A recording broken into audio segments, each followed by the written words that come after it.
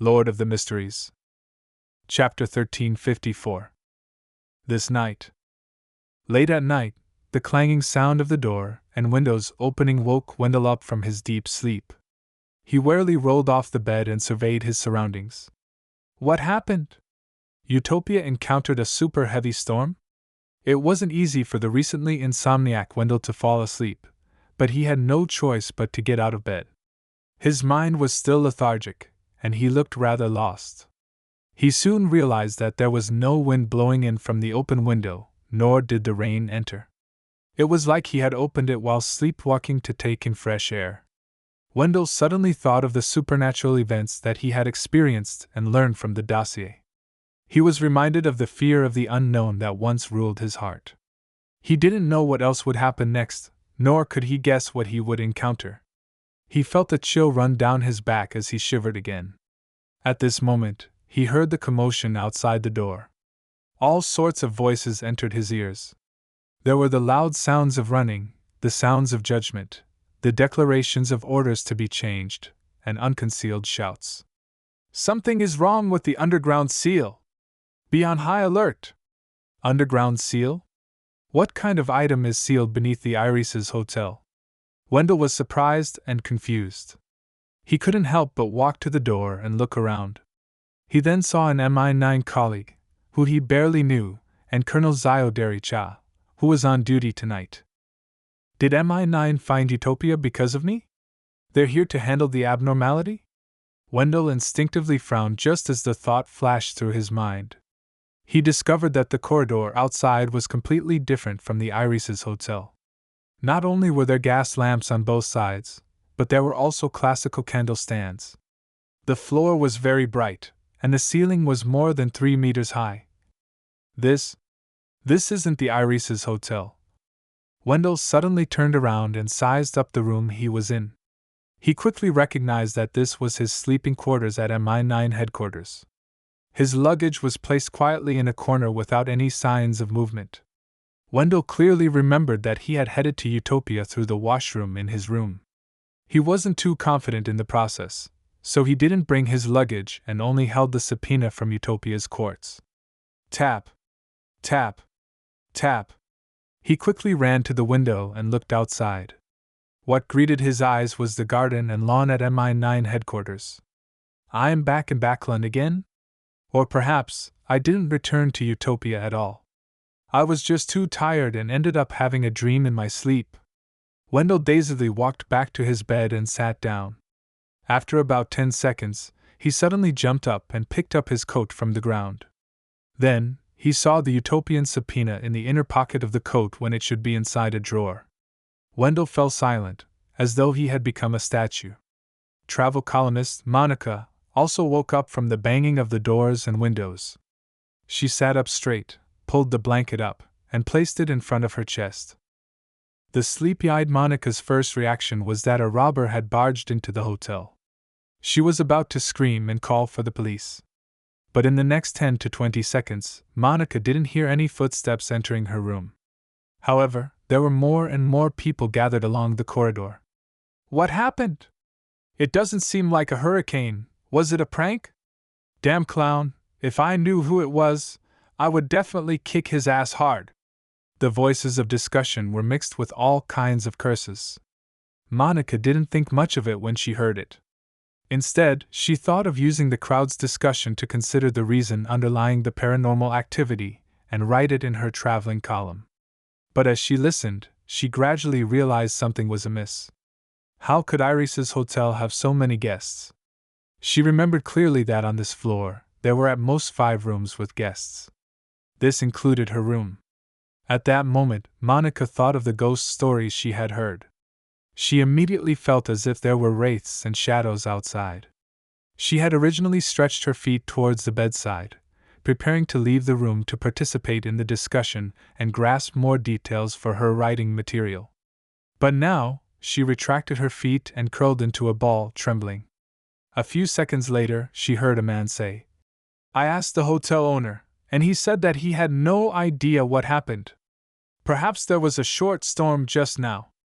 Return to your room and get some rest. Remember to lock the windows. Yawn. I have to get up early tomorrow to go to the Royal Museum. Royal Museum! Monica was stunned.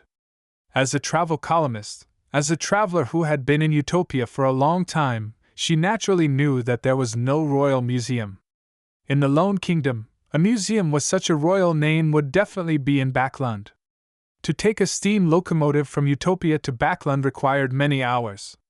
Even if he woke up early, he wouldn't be able to arrive before the Royal Museum closed. Monica was puzzled. She slowly lifted the blanket. She heard the sound of the door and windows closing continuously. She got off the bed carefully and walked towards the door. During this process, she gradually saw the room through the moonlight. Monica almost screamed. This wasn't the guest room she had slept in previously. Regardless of the layout or arrangement, they were completely different. The ghost stories that she had thought of earlier surged into her mind again, causing her legs to give way, and she almost couldn't support herself. Just as Monica's teeth were chattering, she saw a hotel name card on the table. It was prepared for guests. If she brought it out, she would be able to get someone to guide her back when she was lost, even if she didn't know the language. Monica subconsciously approached it and used the moonlight to identify the words on the name card. Carpensa Hotel, Backland Westboro, 19 Morning Street. Backland Westboro. Backland. Monica's eyes widened as she felt like space and time had gone topsy-turvy. Backland, Hillstonboro, in a house with a fireplace. Furs heard the door and windows open, but she didn't immediately wake up. This was because she had fallen into a strange nightmare and couldn't break free. She dreamed that her teacher, Dorian Gray Abraham, had been influenced by the family's sealed artifact, dying in front of her with blood dripping. She dreamed that she had lost control and mutated, turning into a series of starlight insects that warped into the shape of doors. She couldn't help but fly towards a door of flesh and blood. She dreamed that the apocalypse had dawned, and the surging blood-colored tide had drowned the entire world, preventing Zio, Gehrman's sparrow, and company from escaping. Finally, Furs escaped the dream and sat up, panting heavily. As a demigod, one who was once an astrologer, she knew what such a dream meant. She hurriedly suppressed her emotions and looked up ahead. The glass on the Oreo window in the bedroom all bore open at some point in time. Something must have happened. Furthermore, it has a certain relationship with the apocalypse, the Abraham family, and the apprentice pathway. Furs silently muttered to herself before standing up and wearing a cloak, preparing to teleport to her teacher to confirm his safety. Such a change made her feel a sense of urgency towards advancing to Sequence 3 or even Sequence 2. After learning about the apocalypse from Mr. Fool and the world Gehrman's sparrow, Furs had actually been working hard, but the secret sorcerer potion wasn't something that she could digest in a short period of time. Furthermore, without making any contributions, she couldn't bring herself to ask her teacher for the Wanderer's formula and ingredients. Of course, if she was willing, she could have obtained it from Mr. Dorr. However, how could she have been bewitched after receiving all kinds of reminders? Phasing away, Furs vanished from the room. A few seconds later, she appeared at Dorian Gray Abraham's residence and saw her teacher sitting there, pressing down on his heart as though he had been frightened. "Do you need medicine?" Furs asked carefully. She had purchased medicine from Mr. Moon to treat ailments of age. Dorian took a deep breath and shook his head. "There's no need." Furs immediately relaxed.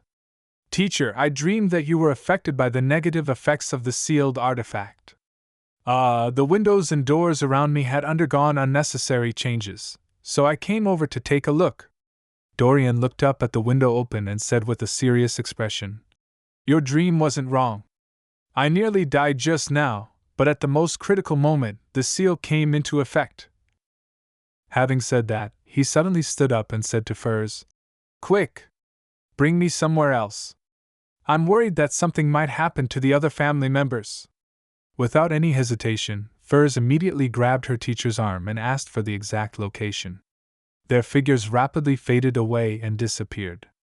After traveling through the spirit world that was covered in gray fog for several seconds, Furs and Dorian suddenly left their present environment and landed in a place that looked like a study. There were quite a few people standing there. They were members of the Abraham family who wielded different sealed artifacts and could travel. Velos? Why are all of you here? Dorian blurted out. Velos and the others shook their heads at the same time, both confused and terrified. In the next second, countless dazzling stars appeared out of the void. The starlight quickly gathered together, turning into objects that fell to the ground one after another. There was a miniature door of starlight, a crystal ball formed from insects. There was a translucent, strange-looking key, a resplendent torch that burned slightly. For some reason, names after names appeared in Dorian and company's minds. Sequence 3 Wanderer Beyonder Characteristic. Sequence 4 Secret Sorcerer Beyonder Characteristic. Sequence 1 Key of Stars Beyonder Characteristic. Sequence 2 Planeswalker Beyonder Characteristic. Furthermore, there wasn't just one of each Beyonder characteristic. There were even 2 Sequence 1 Key of Stars Beyonder characteristics. In addition, there were 3 Planeswalker Beyonder characteristics, and even more of the rest. The key members of the Abraham family and Furs slowly turned agape, unable to close them for a long time. By the time all the Beyonder characteristics dropped to the ground, nothing abnormal happened again. There was silence.